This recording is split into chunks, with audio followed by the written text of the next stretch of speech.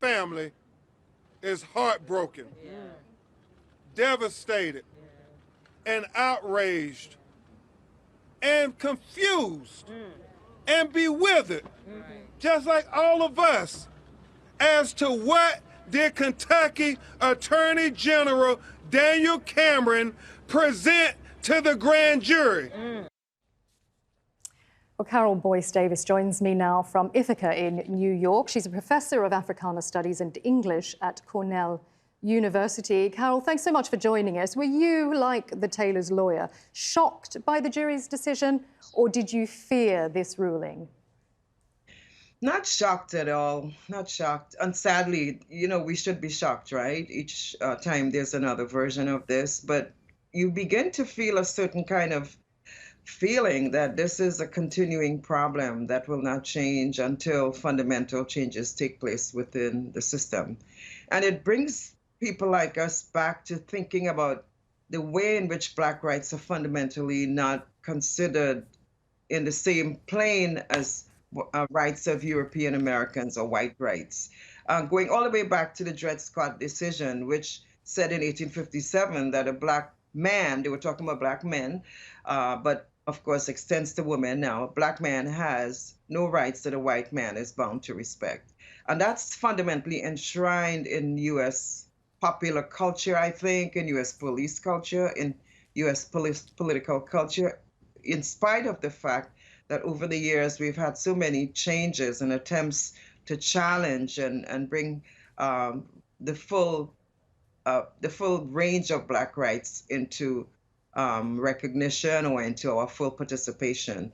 So not shocked at all, but sad. And many Black women in particular were devastated. I know people who were even thinking this is a time to think of living elsewhere, moving back to Africa, in places like Ghana, which has indicated they're welcoming us to come back to the continent.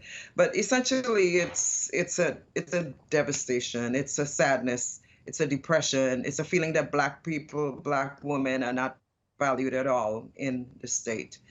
Kimberly Crenshaw is Breonna's family said that it reinforced the message that it will always be us against them, you know, meaning that young Black people against law enforcement, and that young Black people never feel safe. But so you talk about fundamental change. What needs to change then to break the cycle? Is it education? Is it greater punishment for police officers? Is it police reform?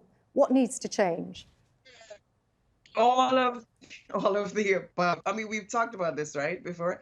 Police brutality, for sure, is an assumption that police can unleash the most brutal treatment on Black bodies, and this is endorsed at the highest level by the head of state.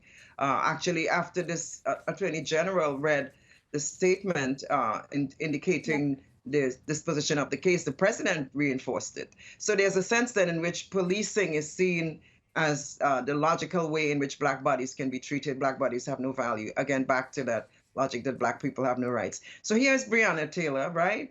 A young woman, an emergency technician, somebody who's living a decent life in her house. She's not on the street. She's not robbing a bank. She's not fighting anybody. She's not even challenging police. She's not marching. She's in her bedroom, and she's not safe. So this feeling of where are we safe? Which state are we safe in?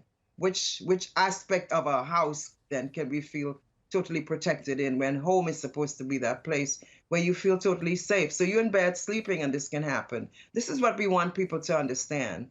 So we want to understand, and I think Breonna has become really significantly representative because she is a Black woman. Normally it's the Black man, but we want to be sure that we indicate that Black women are also subjected to similar abuses as well. Okay, Carole Boyce-Davies, thanks so much for joining us. I do wish we were speaking together about something a little more positive. Thank you.